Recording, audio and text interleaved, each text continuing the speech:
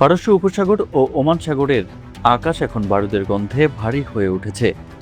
যখন ইসলামাবাদে শান্তি আলোচনার শেষ চেষ্টা চলছে, ঠিক তখনই সমুদ্রের বুক থেকে এলো এক ভয়াবহ সংঘাতের খবর।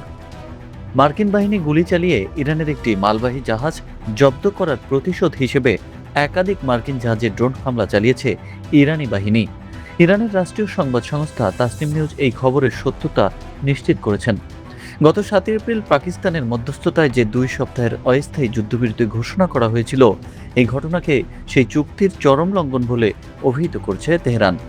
সাগরে এই হঠাৎ উত্তেজনা এখন পুরো বিশ্বকে এক অনিশ্চিত যুদ্ধের মুখে ঠেলে দিয়েছে। ঘটনার সূত্রপাত ঘটে যখন ওমান সাগরে মার্কিন নৌবাহিনী তুস্কা নামের একটি ইরানি কন্টেইনার জাহাজে জোরপূর্বক নিজেদের দখলে নেয়। জাহাজ ট্র্যাকিং ডেটা অনুযায়ী তুস্কা জাহাজটি গত ১২ এপ্রিল মালয়েশিয়ার ক্লাং বন্দর থেকে যাত্রা শুরু করেছিল এবং এটি ইরানের আব্বাস বন্দরের দিকে যাচ্ছিল। মার্কিন সেন্ট্রাল কমান্ড বা সেন্টকম দাবি করেছে জাহাজটিতে সন্দেহজনক মালামাল থাকায় তাদের মেরিন সেনারা অভিযান চালিয়ে এটি মার্কিন হেফাজতে নিয়েছে। সামাজিক যোগাযোগ মাধ্যম এক্স প্রকাশিত একটি ভিডিওতে দেখা যায় মার্কিন যুদ্ধজাহাজ থেকে গুলি ছুড়ে প্রথমে জাহাজটিতে সতর্ক করা হয় এবং এরপর হেলিকপ্টার থেকে বিশেষ প্রশিক্ষণপ্রাপ্ত মেরিন সেনারা জাহাজটিতে অবতরণ করে সেটির নিয়ন্ত্রণ নেয়। প্রেসিডেন্ট ডোনাল্ড ট্রাম্প নিজেই প্রথম এই অভিযানের কথা ঘোষণা করে ইরানকে এক কড়া বার্তা দেন। মার্কিন বাহিনীর এই পদক্ষেপের কয়েক ঘন্টার মধ্যেই ইরান তাদের পাল্টা ব্যবস্থার কথাও জানান দেয়। তেহরান দাবি করেছে তাদের জলসীমার কাছে এভাবে জাহাজ জব্দ করার একটি দস্যুতামূলক কাজ এবং আন্তর্জাতিক আইনের পরিপন্থী।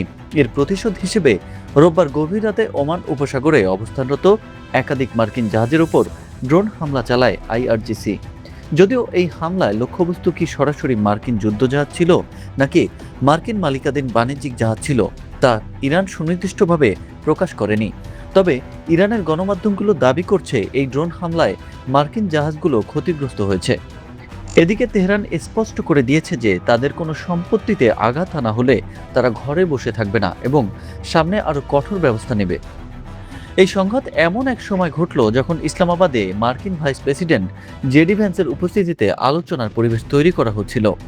ইরান এখন অভিযোগ করছে যে আমেরিকা একদিকে শান্তির কথা বলছে, অন্যদিকে সাগরে তাদের জাহাজ চুরি করছে। এই অবিশ্বাসের ফলে ২১শে এপ্রিলের যে ডেডলাইন বা সময়সীমা ছিল তার গুরুত্ব এখন বহুগুণ বেড়ে গেছে। যদি আগামী ২৪ ঘন্টার মধ্যে কোনো কূটনৈতিক সমাধান না আসে, তবে ওমান উপসাগরের এই ড্রোন হামলা একটি পূর্ণাঙ্গ নৌযুদ্ধে রূপ নিতে পারে। তেলের বাজারের অস্থিরতা এবং বিশ্ব বাণিজ্যের নিরাপত্তা এখন এক সুতোয় ঝুলে আছে। মার্কিন সেন্টকম এবং ইরানের আইআরজিসি উভয় পক্ষই এখন সাগরের সর্বোচ্চ সতর্ক অবস্থায় রয়েছে, যা যে কোনো মুহূর্তে এক মহাপ্রলয়ের ইঙ্গিত দিচ্ছে।